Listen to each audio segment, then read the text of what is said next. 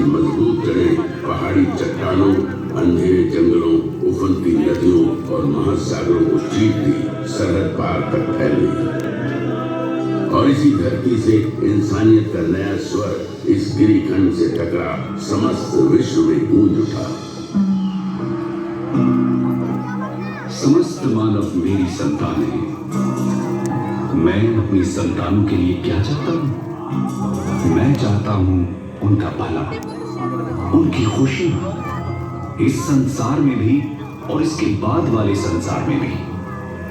समस्त मानव जाति के लिए यही कामना है। तुम शायद ये समझ नहीं सकते कि मेरी ये कामना किस हद तक है, और यदि तुम में से कुछ इसे समझ भी जाए तो भी तुम इस कामना की शिद्दत को पूरी तरह नहीं समझ सकते। मैं अहिंसा के उसी नाद का प्रतीक हूं जिसने इस ब्रह्मांड को एक सूत्र में बांध रखा है, जिसका होना इंसानियत का होना है।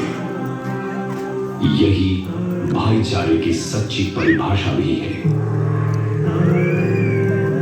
सम्राट अशोक की ऐतिहासिक कहानी प्रारंभ होती है उनके दादा चंद्रगुप्त मौर्य से। ईसा की चौथी शताब्दी का अंत एक बटी हुई राजनीतिक स्थिति की शुरुआत का समय था। देश, जन, विष, ग्राम, कुल और राज्य में बटे हुए थे। अलग अलग प्रदेश, अलग अलग शासक, अलग अलग शासन व्यवस्था, अलग अलग कायदे कानून। समय आया ईसा पूर्व 321 का। 25 साल का नौजवान चंद्रगुप्त मौर्य।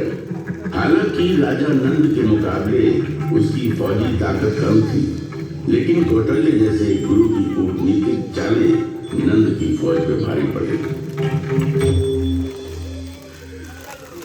तुम्हारे हाथों में होगा, तुम अधिपति बनोगे।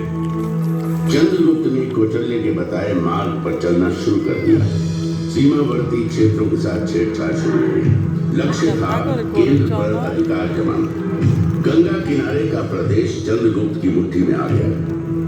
इसी बीच सिकंदर भारत से वापस लौट गया। सिकंदर के चले जाने से जो खालीपन पैदा हुआ, चंद्रगुप्त ने उसका भरपूर फायदा उठाया। चंद्रगुप्त उत्तर पश्चिम की तरफ बढ़ता चला। इन प्रदेशों को तेजी से अपने कब्जे में करता सिंधु नदी तक जा पहुंचा।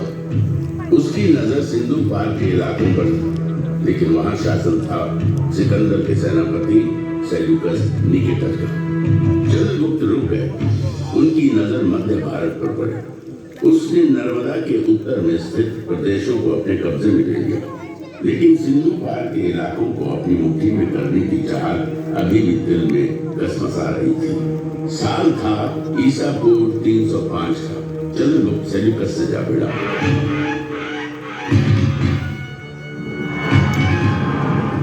जैन मुनियों के साथ दक्षिण की ओर चले गए तथा जैन रीति के अनुसार अनाहार द्वारा अपने जीवन का त्याग कर दिया।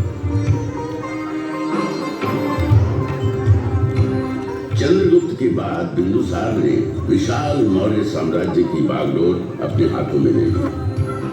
चंद्रगुप्त के साम्राज्य विस्तार का सपना विजयी मौर्य रथों को अपनी सीमा में घुसने नहीं दिया था। कलिंग की सीमा पर अब भी कलिंग का ही ध्वज लहरा रहा था।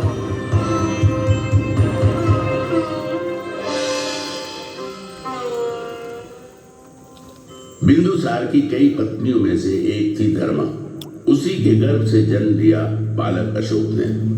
अशोक के जन्म और उसके पराक्रम की भविष्यवाणी महात्मा बुद्ध ने पहले ही कर दी थी।